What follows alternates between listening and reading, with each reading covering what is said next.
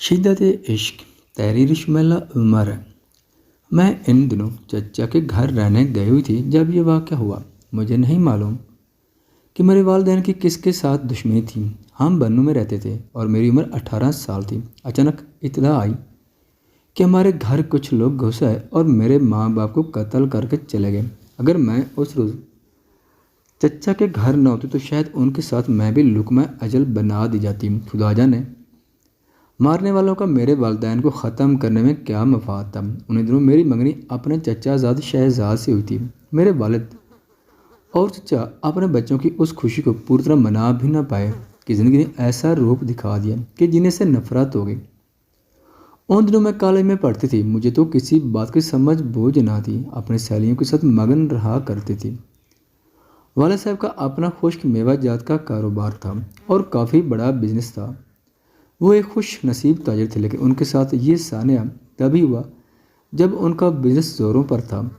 उनके कत्ल होने के बाद चचा चाची हमारे घर आकर रहने लगे क्योंकि अब मैं अकेली थी। चंद दिन बाद शहजाद भी हमारे यहाँ आ गया। उसके आने से मुझे डारास हुई और इंतहाई गम की हालत में भी मैं खुश रहने लगी। वो मुझको बहुत हौसला देता था। मुझे वालिद के कारोबार के बारे में कोई इल्म ना था। ये मामला चचा जान ने आकर संभाल लिए। सारा हिसाब किताब देखा, मुझसे बयान हल्फी लिया, कुछ कागजात पर साइन करवाए, फिर काफ़ी रकम मेरे नाम बैंक में जमा करवाई। कहा कि ये रकम तुम्हारे लिए काफ़ी है, तुम उसके मुनाफा से अच्छी तरह रह पाओगी। अब्बाजान का कारोबार फरोख्त करके बाकी सरमाया डॉलरों की सूरत में अपने अकाउंट में बैरून मुल्क जमा करवा दिया। ये लोग कुछ माह मेरे साथ रहे। जब हम ज़रा काम हुआ और मैं कॉलेज जाने लगी तो उन्होंने बताया कि उनका वीज़ा हो गया और वो अमेरिका जा रहे हैं। ये भी कहा कि तसल्ली रखो, हम जल्द लौट आएंगे और तुमको ले जाएंगे। फ़िलहाल तुम्हारे वीज़े का मसला है, इसलिए अभी साथ नहीं ले जा सकते। मेरे साथ अम्मा सलामती रहती थीं। यह औरत मेरी पैदाइश से भी पहले मेरी माँ के साथ आई थी। जब पाकिस्तान मुहर्रिज़ वजूद में आया तो इस वक्त अम्मा सलामती नौ उम्र थी और नई दुल्हन थी। तभी उनके शोहर और सारा कुंबा फसादात में मारे गए। ये वहद हस्ती ज़िंदा बची तो एक कैंप से मेरे वालिदैन उनको अपने साथ ले आए। उन दिनों मेरे वालिद और अम्मी जान लाहौर में मुहाजिरीन के कैंप में रज़ाकाराना रफ़ाही काम करते थे। मैंने कभी दुख नहीं देखे थे। वालिदैन के बाद पहली बार मैं गम से आशिना हुई। दिल इस गम को सहार नहीं पा रहा था कि चाची ने भी अमेरिका जाने का मुजदा सुना दिया। मेरा दिल बैठ गया। ये मेरे अपने थे जो इस गम में मुझे तनहा छोड़कर जा रहे थे। मैं उनकी मिन्नतें करने लगी, मुझे छोड़कर ना जाइए। वो बोले, बड़ी मुश्किल से वीज़ा मिलता है और अब मेरा वीज़ा लग गया है। शहजाद भी हमारे साथ जा रहा है। अगर हम उसको अभी छोड़कर गए या अभी शादी कर दी तो फिर ये यहीं रह जाएगा और अमेरिका नहीं जा सकेगा। उस दिन मैंने सोचा था, ऐ काश मैं भी अपने वालिदैन के साथ मर जाती तो अच्छा था। मैंने तो सोचा था कि मेरी शहजाद के साथ शादी हो जाएगी तो हम अब्बू का कारोबार मिलकर संभाल लेंगे। मैंने इल्तिजा करते हुए शहजाद से कहा कि क्या तुम भी मुझे छोड़कर जा रहे हो? तुम ऐसा ना करो, मैं किसके सहारे रहूँगी? ज़ैदा, अम्मी बाबा कहते हैं कि तुम एक बहादुर लड़की हो, अकेली रह सकती हो। अम्मा सलामती के अलावा बाबा अनैत भी तुम्हारे वालिदैन के पुराने मुलाजमों में से हैं। वो तुम्हारे साथ रहेंगे। हम जल्द चक्कर लगाएंगे, घबराना नहीं। थोड़े दिनों की बात है, तब तक तुम तालीम मुकम्मल कर लोगी। मेरे भी मुस्तकबिल का सवाल है। मुझे वहाँ 80 माह जाकर यूनिवर्सिटी में दाखिला लेना है। मैं जान चुकी थी मेरी खातिर ये लोग नहीं रोक सकते। मेरी जगह अगर उनकी अपनी बेटी होती तो रुक जाती। मेरे वालिदैन का कत्ल हुआ था और ये मामूली बात ना थी। मुझे भी हर दम खौफ रहता था कि जो उनको कत्ल कर गए मुझे भी तो कत्ल कर सकते हैं, लेकिन ये लोग मेरे खौफ को नहीं समझ पा रहे थे। वो अच्छे और खूबसूरत अल्फाज में तरह तरह की तसल्लियाँ दे रहे थे। मिलाकर मैंने उनके जाने पर समझौता कर लिया।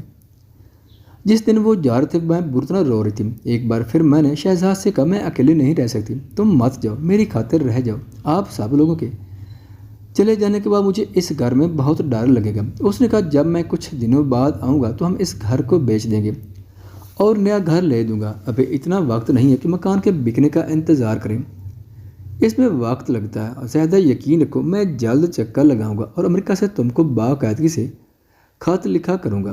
तुम उनको बार बार पढ़ोगे तो तुम्हें ऐसा लगेगा कि तुम अकेले नहीं हो। मैं यहाँ तुम्हारे साथ हूँ और खत के जरिए बातें कर रहा हूँ। वो मुझे मीठी मीठी तसल्लियाँ देकर चले गए। 2 माह गुजर गए اور انہوں نے مجھے صرف ایک فون کیا، کوئی خط وغیرہ نہیں لکھا۔ میں انتظار کرتی رہی۔ ان دنوں میری سہیلی فضیلہ نے میرا بڑا ساتھ دیا۔ اس کا گھر ہمارے برابر تھا۔ وہ روز رات کو آ جاتی، میرے کمرے میں سوتی، صبح ہم اکٹھے کالج جاتی۔ رفتہ رفتہ فضیلہ کی وجہ سے میرا دھیان پڑھائی میں لگ گیا۔ امی مجھ کو ڈاکٹر بنانا چاہتی، یا ان کا خواب تھا یا پھر ایک بڑی اور بااثر افسر بنوں۔ میں نے بھی اپنی والدہ کے خواب کی خاطر پڑھائی میں دل لگا لیا۔ CSS تو نہ کر سکی، مگر وکالت کا امتحان پاس کر لیا۔ فضیلہ نہ ہوتی تو شاید میں یہ بھی نہ کر پاتی۔ اس نے تو میرا اتنا خیال کیا کہ میں والدین کے غم کو بھی بلانے لگی۔ انہی دنوں اس کی والدہ کا انتقال ہو گیا تو ہم دونوں ایک جیسے ہو گئے۔ سارا دن ساتھ گزرتا، گھنٹوں بیٹھ کر باتیں کرتے، کہیں جانا ہوتا تو ساتھ جاتے۔ کالج میں لڑکیاں سوال کرتی کیا تم بہنیں ہو؟ ہم جواب دیتے کہ ہاں ہم بہنیں ہیں۔ ایک دن فضیلہ نے یہ کہہ کر میرے خرمن امید پر بجلی گرا دی کہ وہ اپنے بھائی کے پاس امریکہ جا رہی ہے۔ میں نے افسردہ ہو کر کہا تو پھر میرا کیا بنے گا؟ پیاری بہن، تم تو مجھ کو تنہا چھوڑ کر نہ جاؤ۔ میں نے اس کی منت کی۔ وہ بھی وہی باتیں کہنے جو چاچی اور شہزاد امریکہ جاتے وقت مجھ سے کہہ رہے تھے۔ خوبصورت اور تصوراتی تسلیاں، میں جلد لوٹ آؤں گی، ابو کو چانس ملا ہے اور بھائی نے سارا انتظام کر لیا، جاتے ہی تم کو فون کروں گی اور خط بھی لکھوں گی۔ فضیلہ صاحب کہتے ہیں کہ امریکہ ایک بے وفا ملک ہے، جو وہاں جاتا ہے وہیں کا ہو کر رہ جاتا ہے۔ میں نے رو کر التجا کی، مگر اسے جانا تھا سو وہ چلی گئی۔ جب وہ جا رہی تھی میں سوچ رہی تھی خدا اب میں کیوں کر زندہ رہ پاؤں گی، میرا یہ سارا بھی چن گیا۔ اب والدین یاد آتے تو رات کو اٹھ کر روتی تھی۔ 3 ماہ گزر گئے، فضیلہ کا بھی خط نہ آیا۔ وہ بھی چچا چچی اور شہزاد کی مانند وہاں جا کر مجھے بول گئی۔ صرف اماں سلامتی ایک ہستی تھی جو ماں کی طرح میرا خیال رکھتی تھی، کیونکہ اس دنیا میں نہ تو ان کا کوئی تھا اور نہ میرا۔ کسی دن میں بغیر ناشتے کے کالج چلی جاتی تو وہ پریشان ہوتی۔ ان کو مجھ سے سچی محبت تھی۔ انہوں نے مجھ کو پالا تھا، گود میں کھلایا تھا۔ وہ بے آسرا ہونے کا دکھ سمجھتی تھی۔ میں سوچتی اگر میرے والدین نے اماں سلامتی کو اپنے پاس پناہ دینے کی نیکی نہ کی ہوتی تو آج میں اتنے بڑے گھر میں اکیلی نہ رہ پاتی۔ سچ ہے، نیکی رہ گاہ نہیں جاتی۔ جو کچھ اولاد کرتی ہے وہ ماں باپ کے کام آئے یا نہ آئے، لیکن جو ماں باپ کر جاتے ہیں وہ نیکیاں اولاد کے کام ضرور آتی ہیں۔ کافی دن ایسے مایوسی سے گزرے۔ کالج سے آتے ہی اماں سلامتی سے پوچھتی کوئی خط آیا؟ جواب نفی میں ملتا۔ بالآخر ایک روز جب کالج سے لوٹی تو ایک نیلا لفافہ میرا منتظر تھا۔ یہ شہزاد کا خط تھا۔ لکھا تھا معاف کرنا، تم کو خط لکھنے میں دیر ہوگی۔ یونیورسٹی میں داخلہ بڑی مشکل سے ملا ہے، وہاں میں مصروف ہو گیا تھا۔ آج سیمسٹر پاس کر لیا، بہت خوش ہوں۔ آج احساس ہوا کہ شہزاد مجھے نہیں بھولا، بس وہاں کی زندگی ہی ایسی ہوگی کہ وقت نہ ملا ہوگا۔ اماں نے سنا تو کہا بیٹی 2 رکعت نفل شکرانہ پڑھو۔ انہوں نے بھی شکرانے کے نفل ادا کیے۔ آج میرے اپنے کا خط میرے نام آیا تھا۔ اب مجھے پتہ چلا کہ مجھ سے زیادہ اماں اور عنایت بابا کو خط کا انتظار تھا۔ میں اسی وقت شہزاد کو جواب لکھنے بیٹھ گئی۔ لکھا کہ میں تو سمجھی تھی تم نے مجھے بلا دیا ہے، آج خط ملا، لگتا ہے نئی زندگی مل گئی ہے۔ تمہارا خط لکھنا مجھ پر ایک احسان جیسا ہے کہ تم نے وقت نکالا۔ فضیلہ ساتھی تو تنہائی محسوس نہ ہوتی۔ جب سے وہ امریکہ گئی ہے اس نے بھی خط نہیں لکھا۔ اسے گئے 3 ماہ سے اوپر ہو گیا، وہ بھی اپنا وعدہ بھول گئی ہے۔ تم کو ملے تو اسے یہ وعدہ یاد دلانا، تمہارے جواب کا انتظار رہے گا۔ خط لکھ کر میں نے اسی وقت پوسٹ کر دیا۔ آج مجھے فضیلہ شدت سے یاد آ رہی تھی۔ اس کے بعد میں نے کبھی کسی کو سہیلی نہیں بنایا۔ کوئی سوچ سکتا تھا کہ جو لڑکی دن رات میرے ساتھ ہوتی تھی، مجھ کو دیکھے بغیر جو زندہ نہ رہ سکتی تھی، وہ مجھے بلا دے گی۔ چچی کے ساتھ فضیلہ کو بھی کئی خط لکھے، اس نے جواب نہیں دیا۔ یوں سالوں گزر گئے۔ ایک روز سنا کہ فضیلہ آئی ہے، دل کے سب زخم تازہ ہو گئے۔ شہزادہ نے بھی جب سے گیا تھا صرف 3 خط لکھے تھے۔ فون بھی 1-2 بار آیا، پھر اس نے فون نہ کیا۔ میری روح اپنوں سے ملنے کو ترس رہی تھی۔ وقت طبے پاؤں چلتا گیا۔ میں نے وکالت کا امتحان پاس کر لیا اور ایک بزرگ وکیل کے ساتھ کام شروع کر دیا۔ صبح کی گئی رات کو گھر آتی تھی۔ اب مجھ میں کافی اعتماد آ چکا تھا۔ فضیلہ پاکستان آئی مگر مجھ سے ملنے نہ آئی۔ میرا دل بھر آیا، کچھ دن خود کو روکے رکھا، آخرکار خود ملنے چلی گئی۔ وہ مجھ کو دیکھ کر شرمندہ سے ہی ہوگی جیسے اس نے میری چوری کی ہو۔ میں نے پوچھا دوست بتاؤ تو صحیح، کیوں اتنی بے وفا ہو گئی ہو؟ مجھ سے کیا قصور ہوا ہے؟ خط لکھتی تھی اور نہ فون کرتی تھی، اور ملنے بھی نہیں آئی۔ ادھر میرے اپنوں نے بھی مجھے امریکہ جا کر کھلا دیا ہے، بھلا دیا ہے، جتنا کہ میرے منگیتر نے بھی، جس مجھے نہ بلانے کے وعدے کیے تھے۔ آخر یہ امریکہ ہے کیا چیز جہاں جا کر انسان بدل جاتے ہیں، وہ سارے رشتے توڑ ڈالتے ہیں۔ کیوں ان کے دل پتھر جیسے ہو جاتے ہیں۔ فضیلہ کو لفظ ہی نہ ملتے تھے کہ وہ کچھ بتاتی۔ کچھ دیر تو گونگی بنی رہی، کافی بدل گئی تھی، کچھ موٹی بھی ہو گئی تھی۔ ننھا سا ایک بیٹا ساتھ لائے تھے۔ میں نے کہا کہ تم نے شادی کر لی اور بتایا تک نہیں، کم از کم تمہارے لیے شادی کا تحفہ ہی لے آتی۔ تب اس نے مہر لب کو توڑا اور کہنے لگی، میری ہمت نہ ہوتی تھی تم کو بتاتی تو تمہیں یہ جان کر صدمہ ہوتا کہ میری شادی شہزاد سے ہوئی ہے۔ تمہاری امیدوں کے سارے چراغ بجھ جاتے، لیکن حقیقت کو زیادہ دیر تک چھپایا نہیں جا سکتا۔ اگر انہوں نے تم کو نہیں بتایا تو میں ہی بتا دیتی ہوں کہ جب ہم یہاں سے امریکہ گئے تو تمہارے انکل کا پتہ ہمارے پاس تھا۔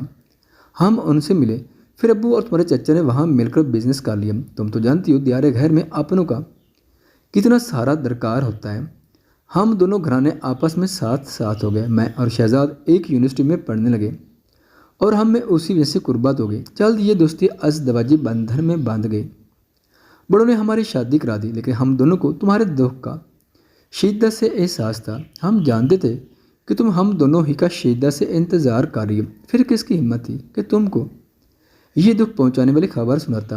اس وجہ سے میں تم سے ملنے بھی نہیں آ پا رہی تھی۔ تم خود آ گئی، احسان ہے تمہارا۔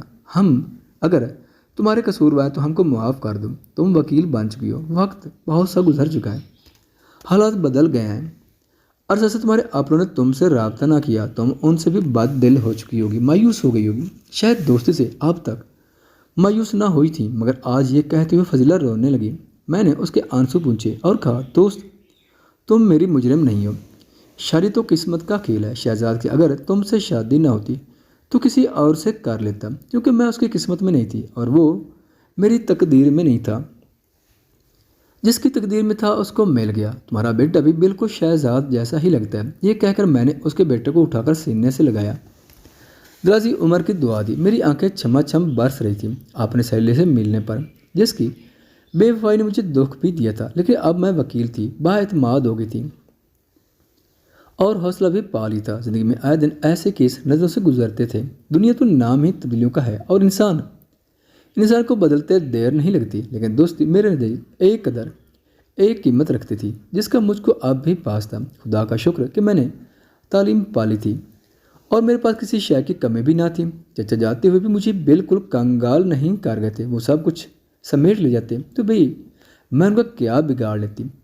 جن ظالم نے میرے والدین کو زندگی سے محروم کیا تھا، میں نے ان کا کیا بگاڑا۔ خدا کا شکر کہ میرے پاس دکھ سہنے کا حوصلہ آ گیا۔ میرا مستقبل تاریک نہیں تھا۔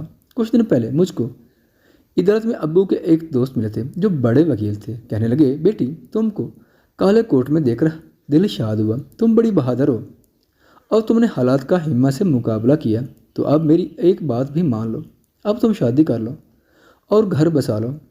بیٹی عورت کی اصل زندگی یہی ہے کہ وہ اپنا جیون ایک اچھے جیون ساتھی کے ساتھ گزارے۔ میں نے کہا، انکل شادی کروں تو کس سے کروں؟ شادی کے لیے رشتہ تو والدین تلاش کرتے ہیں، اگر مجھے اپنے والد کی جگہ سمجھو تو میں تمہارے لیے رشتہ تلاش کر چکا ہوں۔ میرا بیٹا عاطف ہے، تمہارے ساتھ ہی تو پریکٹس کرتا ہے، اگر تم کو پسند ہو تو میں تم کو بہو بنا لوں۔ جی انکل، میں نے جواب دیا۔ یہ کہہ کر میں نے سر جھکا لیا۔ انہوں نے میرے سر پر ہاتھ رکھ دیا تو مجھے لگا میرے والد پھر سے زندہ ہو گئے۔